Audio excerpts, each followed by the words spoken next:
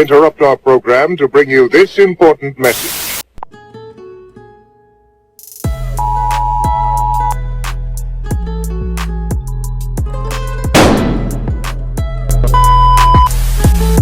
And now he's your host for BARZ Wrestling Media, Mr. Pronounce It Like the Letter or Don't Say It at All himself, S. Make sure you like, share, subscribe to the channel, hit the notification bell for more content.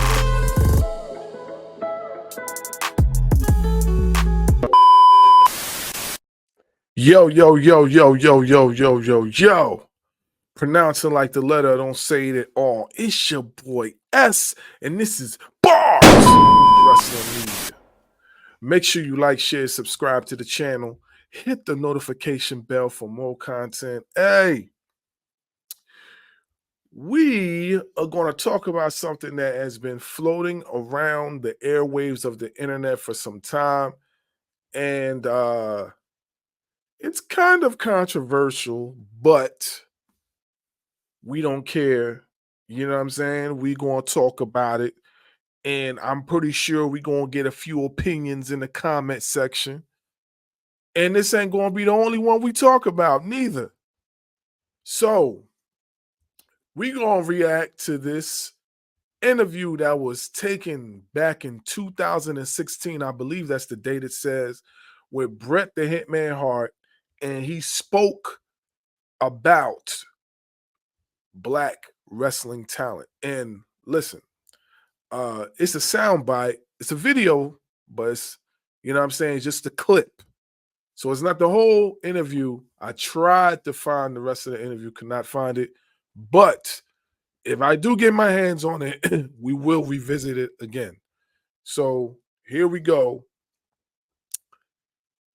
Let's see what it's talking about.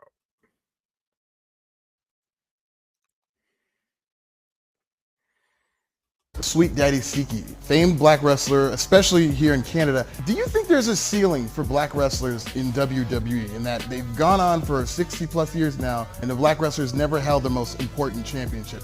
Is there institutionalized or? Booker T was world champion. Right, it was like the world championship because that's. Now, obviously, right? Now, obviously, this was taken back in 2016. That's what the date says, right? So obviously, since then, a lot of things have changed. You know what I'm saying? I know you trigger happy folks out there. Whoa, wait a second here. Calm down, okay? This was taken back in 2016. I believe I said that. But if your ears got the fritz, I'm just letting y'all know this was taken back in 2016. A lot of things have changed since then, but we're going to continue on. The two title system, they had the WWE Championship, which was seen as higher regard, but Booker T had like the silver medal champion, as did Mark Henry.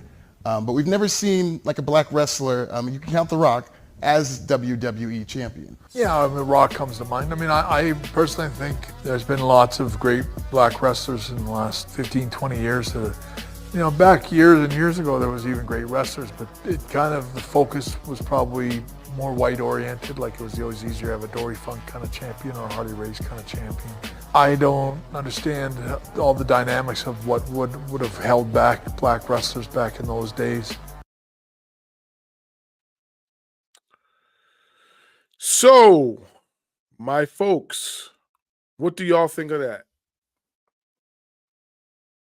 Now, I'm going to be honest with you, you know, a lot has changed since then. You know, we have had black champions over the course of time. Now, how they became champions, whether we like the story or not, but we have had black champions, you know what I mean, within the course of time. What I can say is that some of the champions that have been black within the WWE, I ain't talking about no other organization, I'm talking about in WWE. Their championship reigns have been, you know what I mean? And we're not talking about, you know what I mean, NXT. We're talking about just the main roster. The main roster. What I can say, though, before we get into the main roster thing, right? What I can say, though, is that WWE has definitely stepped it up as far as black talent over the course of time. You know what I mean? You got people like Uwe Femi, who is the longest reigning NXT North American champion. Now, I did say I wasn't going to mention anything on the NXT part, but I think I needed to put that out there because he is a black champion. And he's the longest reigning black champion on the NXT roster as far as that North American title is concerned. When you get to the main roster, you had champions. He mentioned Booker T. Booker T, five-time WCW champion. He was a black champion. A lot of people were saying, especially in some other sound bites I've heard, which I wish I had got my hands on, they said that title is more like the silver medal title. And then you look at the big title, which is the WWE title, which is the title of all titles, right? So they're not trying to count the WCW, aka WWE World Heavyweight Championship. They're not trying to count the world title, which I don't know why, but they're trying to exclude that. What I can say is that we had Mark Henry, which is another guy that held the world title. But over the course of time, we've had Bobby Lashley, who held the top title twice. We've had Kofi Kingston. We had Big E Langston. Who else? If you want to go even further back, we have Ron Simmons, who had the WCW title. There has been black champions. Let me just say that. There's been black champions. You know what I mean? Do I think that... Here's the thing, right? And there's another soundbite that we're going to get into on another video, which will probably give more insight. Here's the thing, right? So I feel, my personal opinion, and y'all might not like this take, I feel like, WWE struggles with how to book black talent sometimes. I don't know who the writers are. That's not my concern. But I feel like they struggle on booking black talent properly. That's how I feel. Now, let me mind you, Carmelo Hayes is doing great. Trick Williams, another one. He's doing awesome. So, as far as like saying WWE are not booking black talent, we can't really say they're not booking black talent. They may not be booking black talent the way we like, but they are booking black talent. You know what I'm saying? They are booking black talent. They do book black talent. They just don't book them the way we think they should be perceived. Now, there's certain talents that stand out that, you know what I mean? They're more noticeable figures than others. Like Carmelo Hayes. We knew he was going to be a star from the jump. As soon as he came in, he had the mic skills, he had the charisma, he had the appeal, he had everybody eating out the palm of his hand. So we knew already, you know what I mean?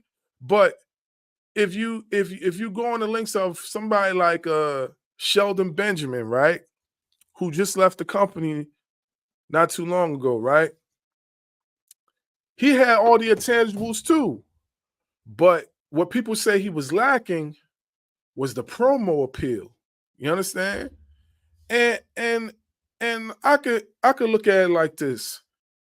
You could be right.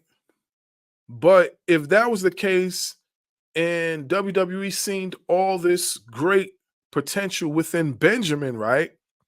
Why couldn't they put him with a manager, somebody that could just talk for him? You know what I'm saying? We've seen that done plenty of times with people that come into the organization and they get put with a manager. Look at Roman Reigns. At one time, everybody was hating Roman Reigns. And then all of a sudden, you tag in with Paul Heyman, and what happens? Everybody loves the tribal chief, right? So what I'm saying is that if there is talent out there that is filled to be like not really booked to their potential, but you know they got potential, then put them with somebody that can guide them through the pastures. You know what I'm saying? Put them through with somebody. Put them with somebody. You know what I mean? They put MVP with Bobby Lashley. Look what happened. 2-time WWE champion. Bobby Lashley held the belt through the pandemic. He held the belt. He held the belt. Right along the time when Roman Reigns was getting his niche, that's when Bobby Lashley was shining. You know what I'm saying? And nobody really talks about that, which is beyond me, because he definitely, when the pandemic was going on all the way until the end, there was a few guys that were bouncing that belt back and forth. Of one of them was black, which was Bobby Lashley, but the others weren't. But what I'm saying is that he had a hand in guiding WWE through that pandemic with the other athletes. You know what I'm saying? So he had a hand in that, but it doesn't get talked about enough, you know. But no, Bobby Lashley's gone too, and so is MVP. So I see where Bret Hart's coming from. Like, he doesn't know. He doesn't know. He probably would, and that was back in 2016, by the way. So he probably would have more of an idea now. He probably would have more of an idea now. If you was to ask him that same question now, he probably would have more of an idea now, because he could probably tell you, like, hey, well, this one didn't, you know what I mean? At the end of the day, you know, what I can say is that, you know, that there is better booking with the black talent, just a teeny weeny bit. It's improved. It's improved. Could it be better? Yes. But has it improved? Yes, it has improved. It has improved tremendously, because about 10, 15 years ago, we probably wouldn't even be having this conversation. You know what I mean? I feel like it's, you know, to be the top guy, you got to have all the intangibles. Or you got to have one of the intangibles have to stand out for you. And the other ones, it just have to be like an anchor or something. You know what I'm saying? Like, you got to have something, you know? And I feel like they've gotten better, you know. Has it been the best at times? Nah. You know, but I feel like they definitely have gotten better. I just think it's a point of, like, first of all, it's a point of the writers, and it's a point of who's, you know what I mean, who's speaking, who's the voice for the black talent in WWE. That's my thing. Who's their voice? Who's the guy back there that looks just like them, looks just like us, that's speaking on behalf of the black talent back there? Who's the voice? Do they even have a voice back there? You know what I'm saying? All I know is that, you know, they have gotten better. You know, I'm not going to go into all that extra stuff, because I don't feel like that's necessary. I know a lot of y'all, you know, have been saying, you know, things along the lines of racism and this and that. And that may be back then. I don't really see it too much now. And if it is happening now, you know what I'm saying, it's not happening on TV like that. You know, it's mostly back in the back. I remember when it used to be right in your face. You know what I'm saying? Vince McMahon did say the N-word. I'm just saying. He definitely said the N-word. He definitely said it. You know what I'm saying? On live TV. And you know what's crazy? A lot of y'all was laughing. A lot of y'all was don't Don't lie and say you wasn't laughing. You was laughing. You was laughing. And a lot of us was disgusted too. You know what I'm saying? But that's the thing I'm talking about. You know what I mean? Like, you know, it seems like it's different now, you know. But the next video, we're gonna have another clip and we're gonna get into something else. And this is gonna be the part 1. We're gonna come back with the part 2. And we're gonna go from there. So this is BARZ Wrestling Media. We will be right back.